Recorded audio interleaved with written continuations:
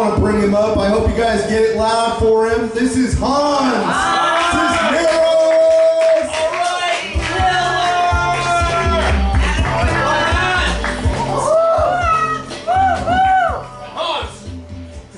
Settle down. There's a Mexican here. Okay, that's okay. Everyone, there's a Mexican here now. Things just got crazy. That's basically what they told me when I was born the first time. They're like, holy fuck, he's white. I think we found the solution. He won't get deported. They were wrong. They immediately destroyed that by naming me Hans. Because I'm still gonna get deported just now to Europe. Because fuck me, right? No. I actually did ask my parents why in the world I had that name, and my father gave me some glorious answers because he can never fucking answer anything seriously. He told me, Nico, I gave you that name based on your real father, for that's not who I am. I'm glad y'all enjoy that. I'm so suffering. Eventually, that psychologist will get all my money. Then I asked him again because I thought, okay, I get it. You were being funny. I was a kid. You didn't tell me seriously. Okay, seriously. Where did you get my name? Oh, I got it off of the first thing I saw, which was the underwear brand. Yeah. I'm at least glad he went for that one, because there's another underwear brand that is much better than that one, but you would never take me seriously if you ever hear me, Dr. Fruit of the Looms. Yeah, I can hear the PhD run away right when I said that. Yeah, fun times. You know, I still recall, actually, I even asked my mother, because, again, I said parents. I have to ask my mom. She was in the room, I think. I don't know. I questioned her existence when I was born, but that's science right there. I asked her and she told me that my grandmother wouldn't allow her to call me Juan, because that's too stereotypical Mexican. So instead she was like, fuck you mom, I'm going to name him what I want to name him, Hans. So, just a close one. Now y'all know Juan is apparently Hans in some other language. You get figured out and I eventually will follow. Man. I still recall as a kid, I could never wake up early on time. I had like several alarms for myself. Like first one would be rock, still didn't work, I enjoyed it too much. Jazz, god delicious. Classical music, why would I do that to myself? I love it too much and it just putting me to sleep, god dang it. That ass alarm isn't really an alarm, it's more my grandmother waking me up being like, bitch, get the fuck up! Do you think you're paying bills here? She would just end up dressing me because otherwise, I'm pretty sure as a child I was brave enough to go outside fully naked if I were to give it the choice. Nowadays, good luck seeing me ever naked. I got layers under layers under layers.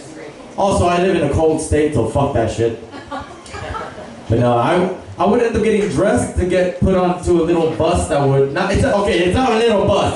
It's a little van. It's an overly sized van that we just call a combi. God damn it! There's no way to translate combi into English. Y'all are lucky I'm speaking in English right now. But they would put me in that bus that would eventually get me to a school where they would yell at me for fucking 2.5 hours because I had the handwriting of a doctor. Because in Mexico, if you have a shitty handwriting, congratulations, you got a PhD. Now you can give medicine. You know. Actually, I don't even know why in the world that people got pissed off at me so much for that.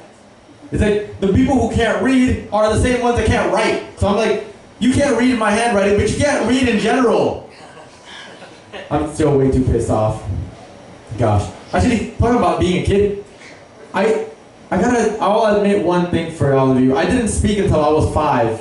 Now I won't shut the fuck up. But that's pretty obvious to you, isn't it, right now?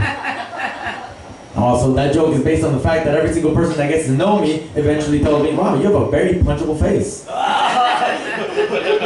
Fuck my cousins. Then, 10 years later, I started wanting to do comedy, so I started writing things. I started writing a bunch of notes, things that I found funny.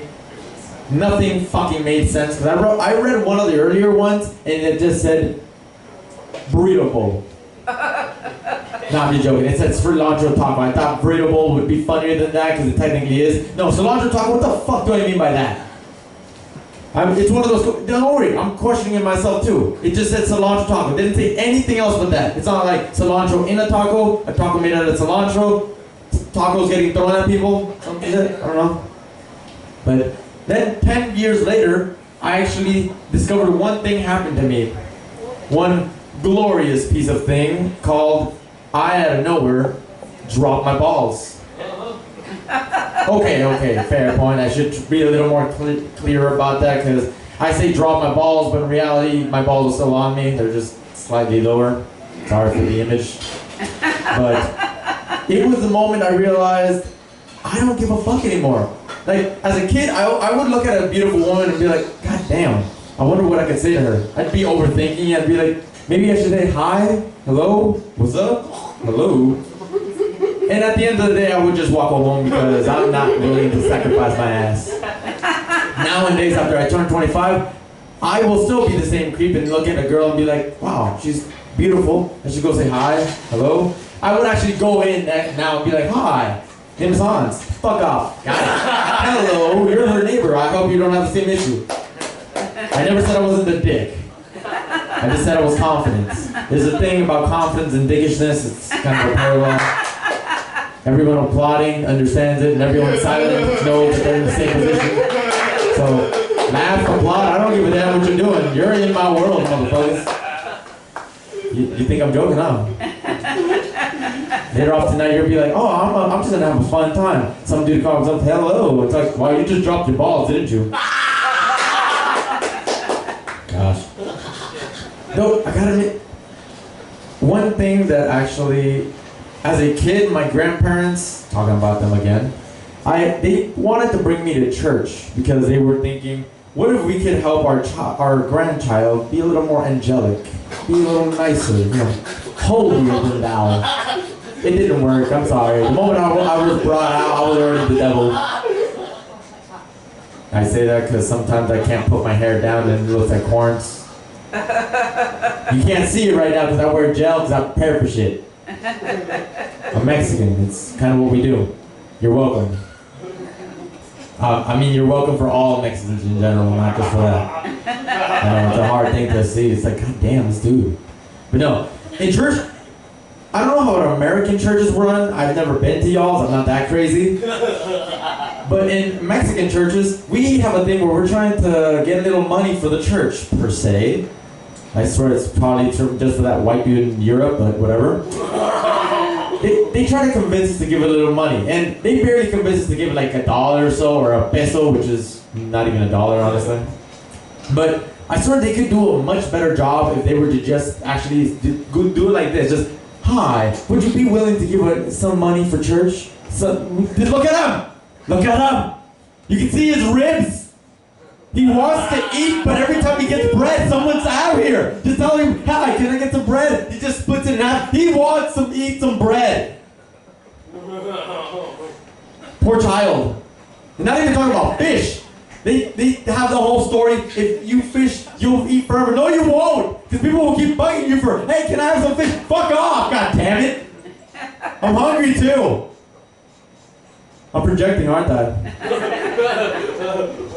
Gosh.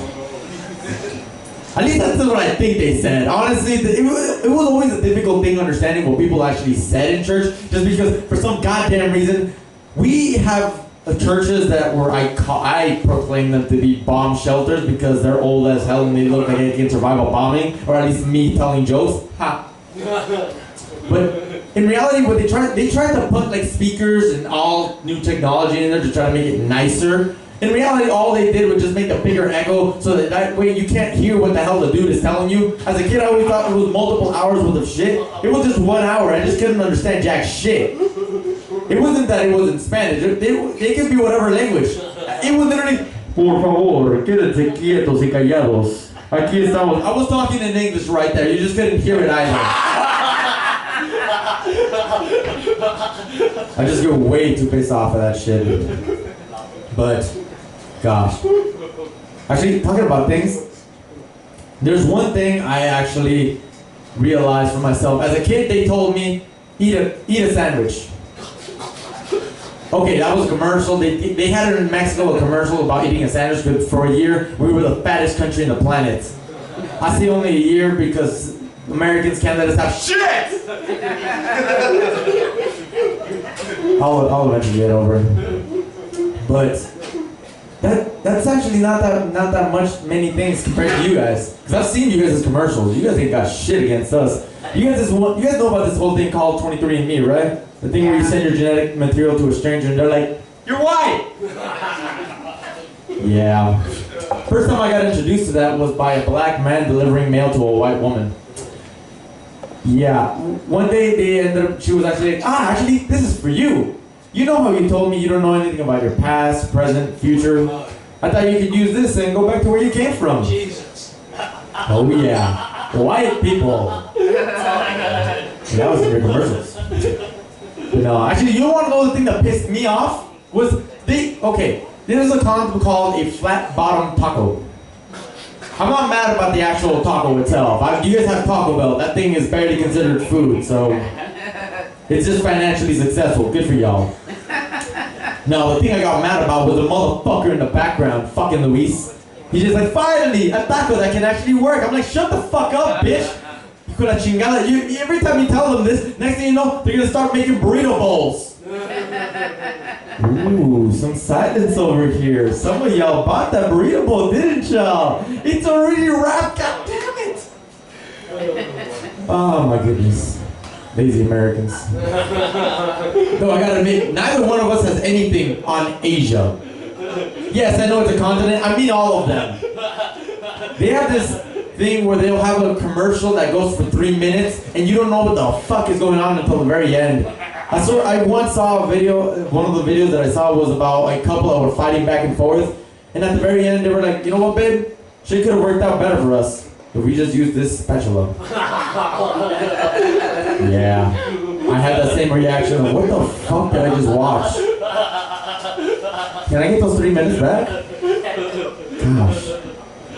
You know, those are just wonderful things. And actually, talking about commercials, I was actually wondering, wouldn't it be nice if we could make some for ourselves? Like just create one that stood for the reality of a franchise? Like, let's think about the most, let's think of a commercial right now about the most exquisite franchise of airlines that we have been mentioning all fucking night tonight. Spirit Airlines. Oh, I see. Hey, no worries, that's okay. I understand. Some of you are keeping quiet because you're like, I flew Spirit, it was nice. I'm not talking shit. I'm not. Believe me, I'm not. I also understand the system of airlines that they have, where it's like, welcome to Spirit Airlines. To your right, you'll see the pilot. For $10, you can also be the pilot. To your left, you're gonna see the exit. Don't forget the exit. We had a shit hit the fan last week and we're not doing that again. Poor Tony. He still doesn't trust us enough. One day he'll forgive us. One day. I hope you're all enjoying the fact that your seat is 6 inches from the person ahead of you. It's so you can give him a colonoscopy. Be nice about it, because the dude behind you can do the same thing to you. It's called a karmatic engine. Yes, we fly with karma today. I also hope you're enjoying your complimentary spatulas. We're trying to repair your relationships. You flying spirit, it's not happening. Sorry, your relationships are just doomed. Just like all of them. I'm again talking way too much on myself. But no. I hope you're all enjoying the fact that we're about to go to Texas. Oh, did I say Texas? Were you guys planning to go to New York? I don't know where the fuck we're going. We'll be lucky if we don't land on a fucking tree. I have way too many anger issues. My psychologist is gonna have a fun fucking time tonight. I hope you're all enjoying yourselves, because I'm eventually gonna have to pay her a whole lot of money to tell me, damn, you're just an angry ass Mexican. Yes, I am. I've been your angry Mexican, Hans Cisneros.